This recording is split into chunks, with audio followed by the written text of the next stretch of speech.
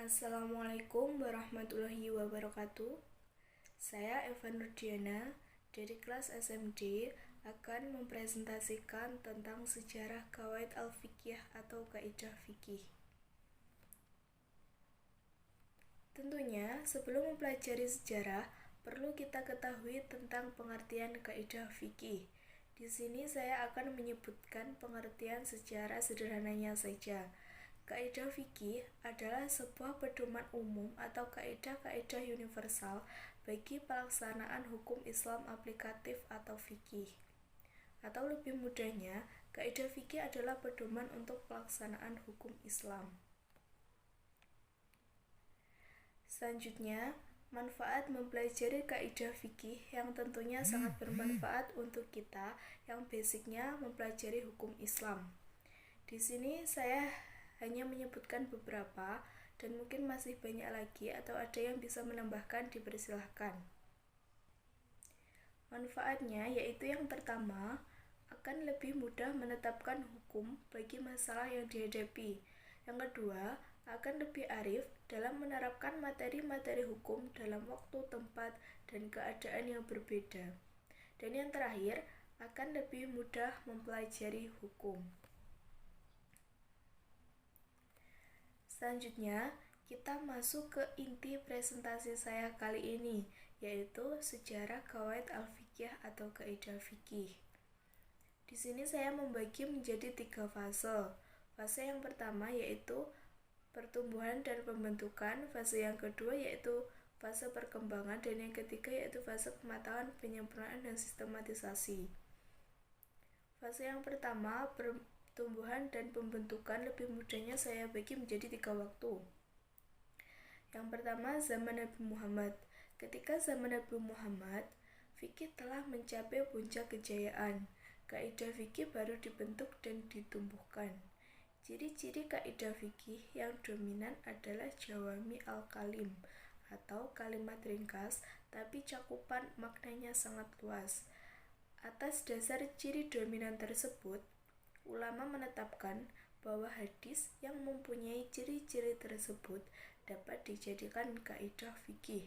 Oleh karena itulah, periodisasi sejarah kaidah fikih dimulai sejak zaman Nabi Muhammad SAW.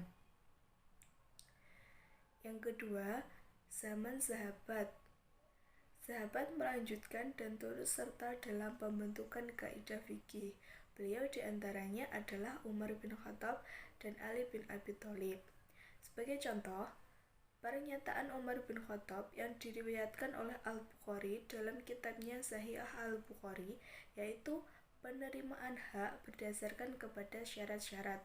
Dan yang kedua, pernyataan Ali bin Abi Thalib yang diriwayatkan oleh Abdul Al-Razak, yaitu orang yang membagi keuntungan tidak harus menanggung kerugian. Pernyataan Umar bin Khattab di atas menjadi kaidah dalam masalah syarat, dan pernyataan Ali bin Abi Thalib menjadi kaidah yang subur dalam bidang persoalan harta benda seperti mudharabah dan syirkah. Yang ketiga, ada zaman tabi'in atau zaman setelah sahabat. Di zaman itu ada beberapa ulama yang mengembangkan kaidah fikih. Di antara ulama yang mengembangkan kaidah fikih pada generasi tabi'in adalah ada Abu Yusuf Ya'qub bin Ibrahim. Karyanya yang terkenal yaitu kitab Al-Kharaj. Kaidah-kaidah yang disusun adalah harta setiap yang meninggal yang tidak memiliki ahli waris diserahkan ke Bait al-Mal. Kaidah tersebut berkenaan dengan pembagian harta pusaka Baitul Mal sebagai salah satu lembaga ekonomi umat Islam dapat menerima harta peninggalan apabila yang meninggal dunia tidak memiliki ahli waris. Kemudian ada Imam Asy-Syafi'i pada fase kedua abad kedua Hijriah. Salah satu kaidah yang dibentuknya yaitu sesuatu yang dibolehkan dalam keadaan terpaksa tidak diperbolehkan ketika tidak terpaksa. Pernyataan Imam Syafi'i dalam kitabnya Al-Um. Di antaranya, apabila yang besar gugur, yang kecil pun gugur. Selanjutnya ada Imam Ahmad bin Hambal. Di antara kaidah yang dibangun oleh Imam Ahmad bin Hambal dalam kitabnya Al-Masal yaitu setiap yang diperbolehkan untuk dijual maka dibolehkan untuk dihibahkan atau digadaikan.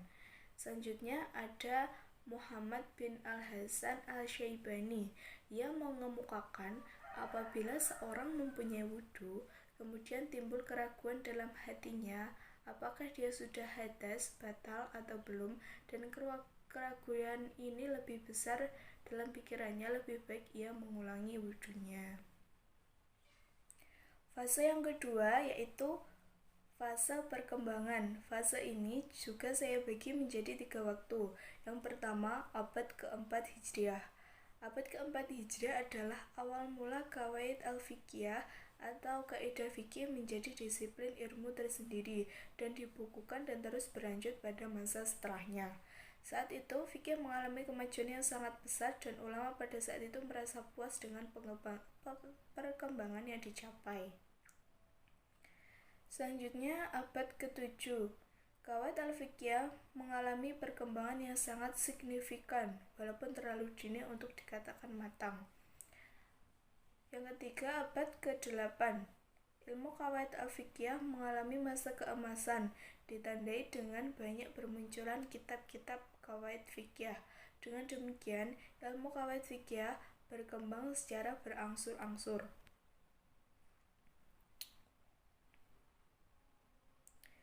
Fase yang terakhir yaitu fase kematangan dan penyempurnaan. Abad ke-10 Hijriah dianggap sebagai periode kesempurnaan kaidah fikih. Meskipun demikian, tidak berarti tidak ada lagi perbaikan kaidah fikih pada zaman sesudahnya.